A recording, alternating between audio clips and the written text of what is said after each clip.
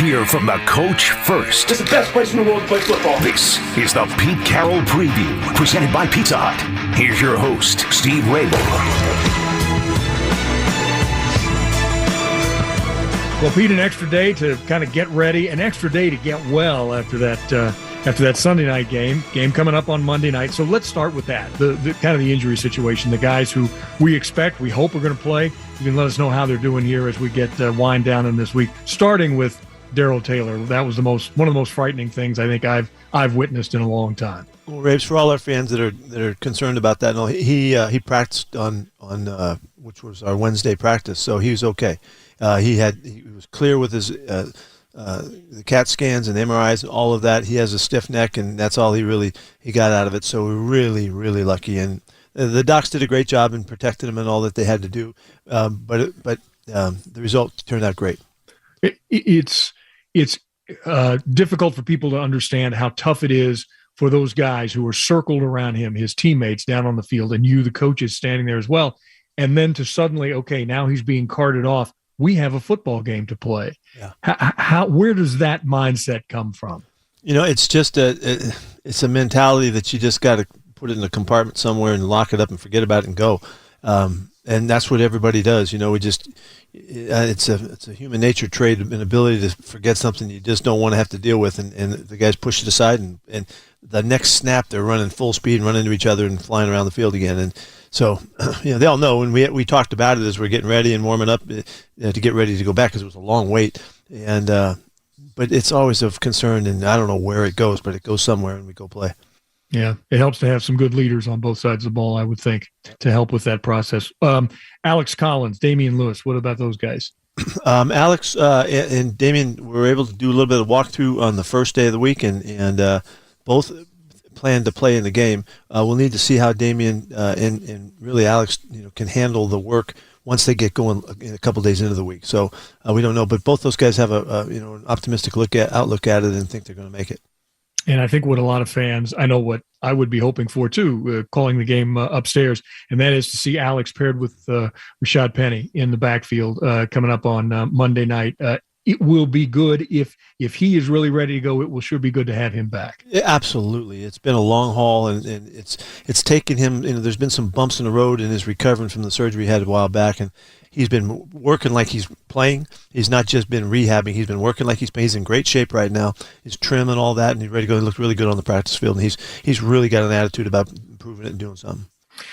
Let's talk about, some really good things happened on that Sunday night game. And I know you're not into moral victories, but what came out of the Pittsburgh game that you're building on here as you move forward? Not just for Monday night, but you got a lot of football yet to play. Like the San Francisco game, the things didn't go well early, and our guys really, really hung in there really well and allowed ourselves to be available for a great comeback.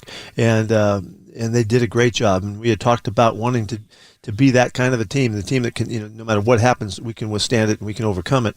And I was so fired up about the turnaround, and because it was physical too. It was a physical, tough matchup, and our guys just got after it. And the more that we were out there, the better we got. And scored 20 points in the second half and really controlled the ball and played really well on defense and got the ball back in big stops in tough situations. And I think we allowed them one out of 6 on third down, in the second half by the D, and just so many positive things. We just didn't get it done to finish it, and we had the ball in our hands, and they had the chance to do that, and so unfortunately, they get away with a win. You played a quarterback last week in Ben Roethlisberger who got rid of the ball so fast. No matter how many people you brought or how quickly they got there, it was just almost impossible to get to him. This week, you're playing a quarterback in Jameis Winston who leads the National Football League with 8 touchdown passes under pressure. So here's a guy that can take the pressure, stand there, and still make the big throw. This is quite a different kind of thing you need to coach your guys up, get ready for. Yeah, they do. They do hold the ball quite a bit, much different than the teams we've played in the last few weeks. And remember, San Francisco was really fast, and then Ben was much faster. I mean, he was the fastest in the league at getting rid of the football. And these guys are at the other end of it, and so they play past you, and they take a look, and they use the big arm. He's got some great big throws he's thrown in games already. He's thrown 4 or 5 touchdowns of about 60 yards, just bombs away. And so to take a shot at those, you got to hold it a little bit. And so with their this is really fascinating to see how Sean Payton has tailored their offense with the change at quarterback, with Drew Brees going out and James coming in. They're running the ball quite a bit. Matter of fact, they're running the ball as much as anybody in the league, and they're also really using the play action game to help the quarterback. And so it's really an interesting change that they've shown. It shows really the diversity of their coaching staff and really the expertise of Sean Payton. I was going to ask you about Sean too.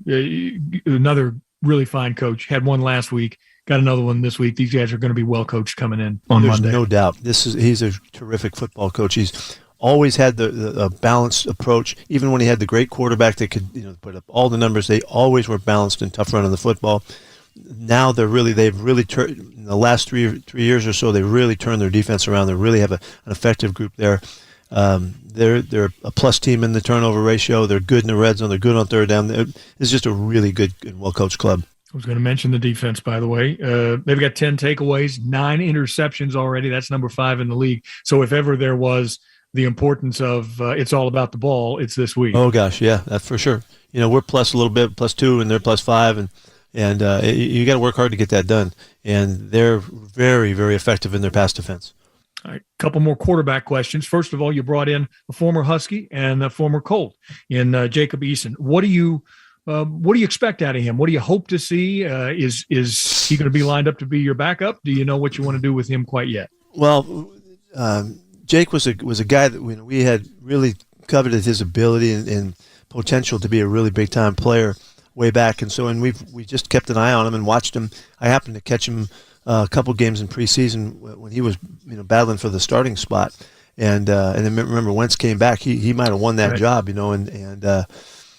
and he's just really talented. So we had a chance to get after it and see if we could get him by claiming him and to get another really good football player to put in your program. That's why we did it. And this is kind of a long developing evaluation, and all of a sudden he's available. So we jumped at the opportunity, and we'll see how it goes. And as far as the plan for him, it's too much to expect him to come in and play. Right this week or anything like that. Gino's our quarterback, and that's what we're doing right now. But we'll see how he competes and how he works.